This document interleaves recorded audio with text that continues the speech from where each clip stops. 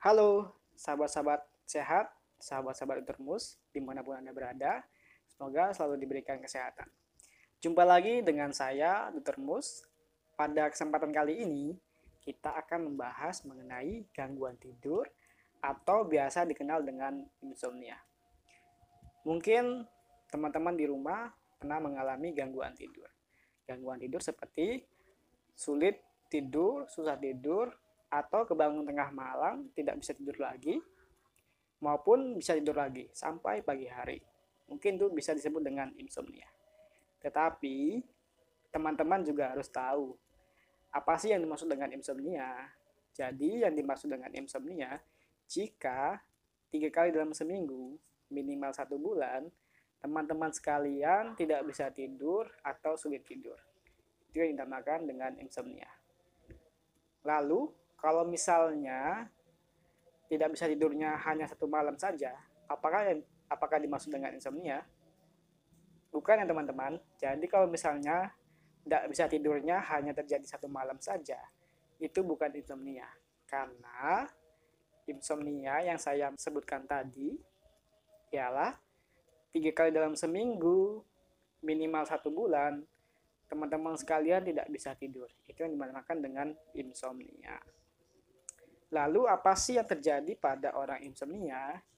Jadi yang terjadi pada orang insomnia ialah dia susah tidur atau sulit untuk mempertahankan tidurnya. Itu yang terjadi pada orang insomnia. Susah untuk tidur dan sulit untuk mempertahankan tidurnya. Dan pada insomnia ini ada 3 kriteria insomnia. Mungkin teman-teman termasuk dari salah satu kriteria yang saya akan sebutkan. Kriteria yang pertama ialah early insomnia. Apa sih yang dimaksud dengan early insomnia?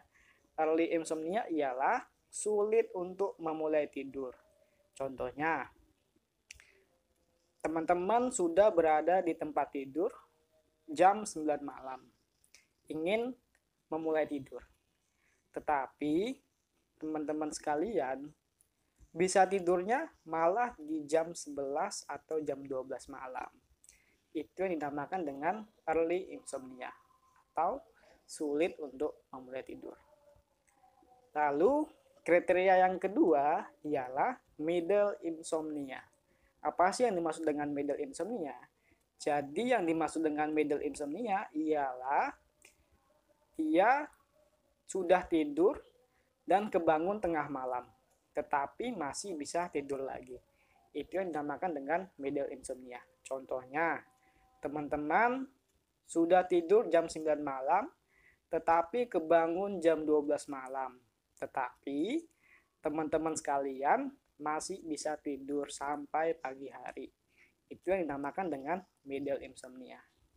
Lalu, kriteria yang ketiga, late insomnia, ini kebalikan dari middle insomnia. Kalau middle insomnia tadi kebangun tengah malam masih bisa tidur lagi, sedangkan late insomnia dia kebangun tengah malam tetapi tidak bisa tidur lagi sampai pagi hari. Itu dinamakan dengan late insomnia.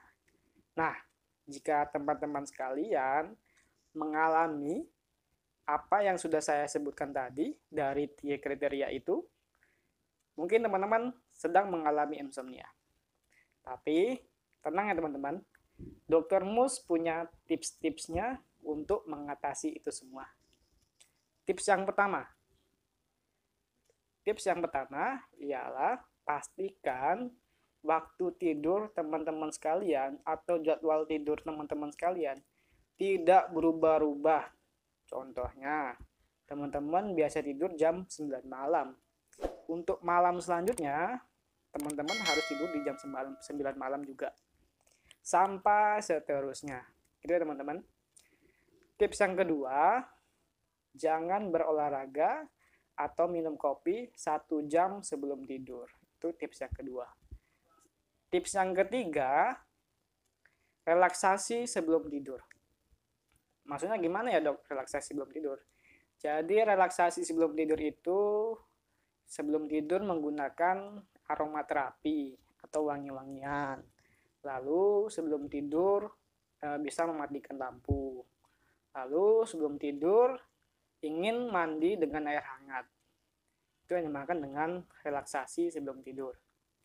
Nah, jika teman-teman sudah melaksanakan tips-tips yang doktermu sampaikan, tetapi tidak ada perubahan dengan gangguan tidur teman-teman, teman-teman semua sekalian bisa pergi ke dokter. Karena kenapa? Dari 3 kriteria yang saya sampaikan tadi, memiliki pengobatan yang berbeda-beda. Contohnya, pada kriteria early insomnia, itu pengobatannya dengan obat golongan benzodiazepin yang short acting. Pada kriteria yang kedua, yaitu middle insomnia, pengobatannya dengan golongan benzodiazepin juga, tetapi yang long acting. Sedangkan yang kriteria yang ketiga, late insomnia, pengobatannya yaitu obat antidepresan golongan trisiklik. Oke teman-teman, jadi yang saya sebutkan tadi, obat-obat yang saya sebutkan tadi harus berdasarkan resep dokter. Yang saya sampaikan tadi hanya sebagai pengetahuan teman-teman saja. Itu ya teman-teman, mungkin demikian yang dokter bisa sampaikan mengenai insomnia. Semoga teman-teman sekalian terbebas dari insomnia ya. Jangan lupa dukung terus channel Dr. Mus ya, agar bisa memberikan informasi seputar kesehatan. Caranya dengan subscribe, share, like, dan komen. Sampai jumpa di video selanjutnya.